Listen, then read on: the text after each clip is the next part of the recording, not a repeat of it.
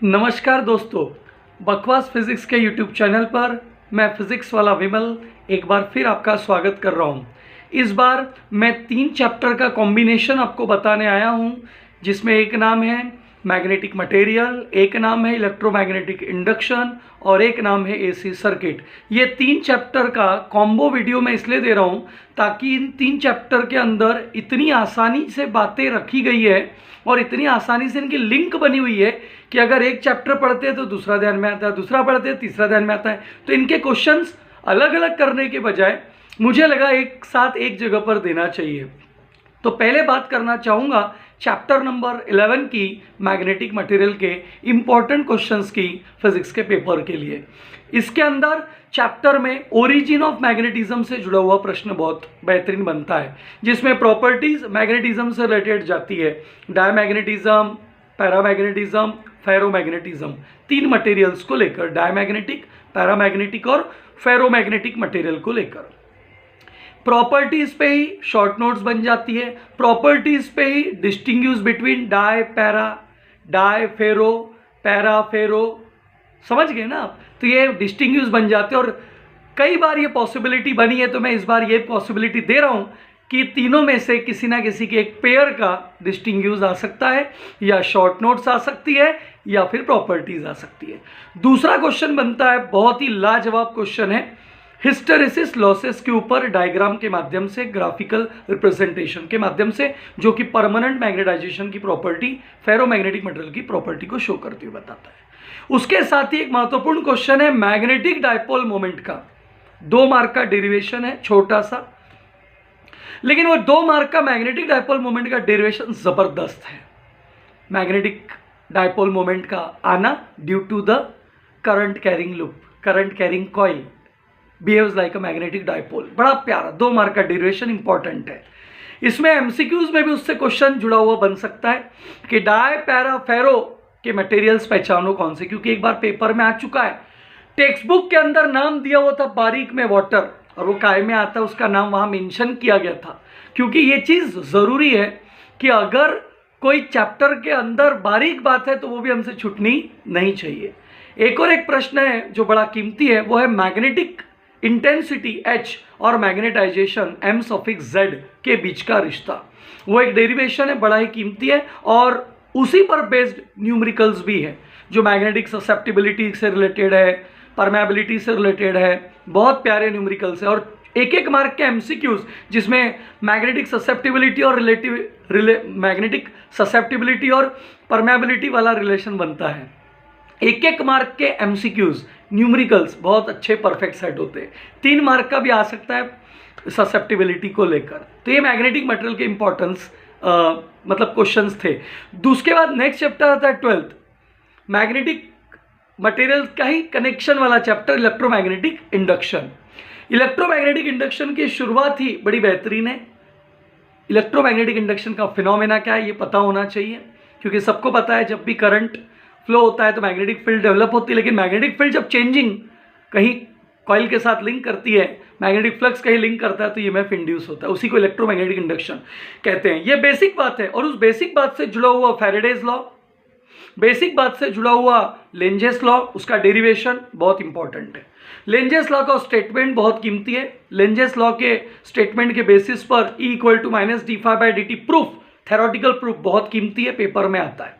उसी के साथ अगर हम आगे बढ़ते हैं तो ट्रांसफार्मर का मुद्दा बड़ा कीमती होता है चैप्टर के अंदर। चाहे ट्रांसफार्मर में आप स्टेप अप ट्रांसफार्मर कहो, स्टेप डाउन ट्रांसफार्मर कहो, उसकी प्रोसीजर, क्योंकि ज़्यादातर कंस्ट्रक्शन वाला हिस्सा यहाँ पर उतना नहीं है, थोड़ा है, पुराने सिलेबस में काफ़ी ज़्यादा था, लेकिन कंस्ट्रक्शन के साथ वर्किंग के ऊपर इफेक्ट बहुत ज़्यादा है। अगर आप उसकी अच्छे से तैयारी करते हैं तो माशाल्लाह उसमें चांसेस है पेपर में। टर्न्स रेशो, पोटेंशियल मतलब डिफरेंस के साथ रिलेशन, वोल्टेज के साथ कैसा है, इफिशिएंसी कैसी है ट्रांसफार्मर की, वगैरह वगैरह। Self induction, mutual induction phenomena को लेकर, ईडी करंट्स, ट्रांसफार्मर की वर्किंग में होने वाले लॉसेस को लेकर बहुत सारी बातें आती है। वो बातों के ऊपर क्वेश्चंस बन सकते हैं, शॉर्ट क्वेश्चंस बन सकते हैं। उसी प्रकार से अगर इलेक्ट्रोमैग्नेटिक इंडक्शन की बात करें तो नया टॉपिक ऐड हुआ है, पुराने सिलेबस में नहीं था, नए में ऐड हुआ। हालांकि पिछले साल तो था ही नहीं सिलेबस में, क्योंकि कोरोना काल था तो सब छूटा हुआ था, वो था जनरेटर का टॉपिक। जनरेटर 10th में भी आप लोगों ने पढ़ा होगा और अभी भी आपको जनरेटर दिख रहा है। एक्चुअली जनरेटर कॉइल है, कॉइल रोटेट हो रही है मैग्नेटिक फील्ड में और ईएमएफ इंड्यूस हो रहा है, एसी जनरेट हो रहा है, so it is named as a AC generator. 3 mark का वो डेरिवेशन है, बहुत कीमती है। साइनोसॉइडल की बात फिर नेक्स्ट चैप्टर में आ जाती है, इसलिए मैं उस पर नहीं जाऊंगा, लेकिन इलेक्ट्रोमैग्नेटिक इंडक्शन, उससे जुड़ा हुआ इंडक्शन सेल्फ, म्यूचुअल, आपस में उनके relation, series combination, parallel combinations जो बने हुए इंडक्शन को लेकर, उनके डेरिवेशन, सोलोनॉइड के अंदर इंडक्शन के फॉर्मूलेज बहुत कीमती है, उन्हें ज़रूर पढ़ना। हालांकि उतना इंपॉर्टेंट नहीं है वो, जैसे मैंने कहा लेंजेस लॉ बहुत कीमती है, वो ज़रूरी है, बिल्कुल पढ़ना ज़रूरी है, उसको छोड़ नहीं सकते। Equal to minus d∅dt। Derivation मैंने जनरेटर वाला कहा, छोड़ नहीं सकते, बहुत बहुत बहुत कीमती है। फिर जैसे न्यूमेरिकल्स है ज़्यादातर इसके, बहुत बहुत ज़्यादा कीमती है। न्यूमेरिकल्स को आप हल्के में नहीं ले सकते। सर न्यूमेरिकल्स कौन से बेसिस पर? यही जो तुम्हारे कॉन्सेप्चुअल बेस्ड है, फ्लक्स से रिलेटेड है, ईएमएफ इंड्यूस से रिलेटेड है, रिलेशन बेस्ड है फ्लक्स के साथ, मैग्नेटिक फील्ड इंटेंसिटी के साथ, बहुत बहुत कीमती रिलेशंस हैं, उनको बिल्कुल पढ़कर जाना बेहद ज़रूरी है। उसके बाद चैप्टर नंबर 13 आता है एसी सर्किट। अगर एसी सर्किट की बात करें तो फिर कंटिन्यूटी है इसके साथ, लेकिन इस चैप्टर में बाइफर्केशन बना हुआ है। एसी सर्किट क्या है, तो एसी और डीसी का फर्क सभी को पता है। एसी सर्किट क्या है वो पता होना चाहिए बेसिक। और उसके बाद pure resistive, pure inductive, pure capacitive, छोटे छोटे पढ़ के रखिए, कोई दिक्कत नहीं है। उन छोटे छोटे में कौन आगे कौन पीछे कौन साथ में रिलेशन ध्यान रखिए, एमसीक्यूज में काम आता है। उसके बाद सिलेबस से एलआर निकला हुआ है, सीआर निकला हुआ है, एलसी ऑसिलेशन है, लेकिन वो सिर्फ पढ़कर समझ के रखिए, वो कन्वर्जन ऑफ एनर्जीज के लिए कंजर्वेशन में थोड़ा कॉन्सेप्चुअल में काम आता है। जो सबसे ज़्यादा इंपॉर्टेंट है वो है एलसीआर सर्किट, छोड़ना मत, पढ़कर जाना। LCR circuit, series LCR circuit, उसके resonance conditions, parallel LCR circuit, उसकी रेजोनेंस कंडीशन बहुत कीमती है, अगर आपने वो छोड़ दी तो काम बिगड़ जाएगा। फिर पावर इन एसी सर्किट्स में एलसीआर का पावर पढ़ के जाओ, अच्छे से प्रिपेयर करके जाओ। सीरीज एलसीआर का पावर अगर आपने पढ़कर गए तो प्योर एल भी जमता है, प्योर सी भी जमता है, प्योर आर भी जमता है, इवन एलआर सीआर नहीं है वो भी जम जाता है। तो इसलिए पावर इन एसी सर्किट जरूर अच्छे से पढ़ के जाओ।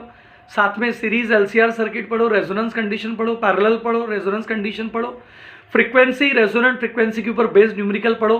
कॉन्सेप्चुअल में रेजिस्टेंस क्या है, रिएक्टेंस क्या है, इंपीडेंस क्या है, फेजर डायग्राम कैसी बनती है, फेजर डायग्राम जरूर बनाकर प्रैक्टिस करके जाओ, क्योंकि एक एक मार्क, दो मार्क के लिए वो डायग्राम पूछी जा सकती है। तो ये बड़े कीमती बातें मैंने बताई, लेकिन तीनों चैप्टर का जो कॉम्बो है, जैसे एसी सर्किट 4 मार्क का चैप्टर, इलेक्ट्रोमैग्नेटिक 4 मार्क का 5 मार्क का चैप्टर, तुम्हारा मैग्नेटिक मटेरियल 4 मार्क का चैप्टर, ये मार्किंग अगर कंपेयर किया जाए इलेक्ट्रोस्टैटिक्स के साथ, magnetic fields due to electric current के साथ, तो वो 4-4 मार्क के चैप्टर में कितना पढ़ना पड़ता है, और ये 4, 5, 4 लगभग 13 मार्क के लिए कितना पढ़ना पड़ता है आप खुद ही समझ सकते हैं। तो नेक्स्ट वीडियो और देता हूँ, वीडियो को लाइक कीजिए, शेयर कीजिए, सब्सक्राइब कीजिए चैनल को, लेकिन कल की तैयारी अच्छी करके जाइए, सेंटर पे धमाल मचाना है।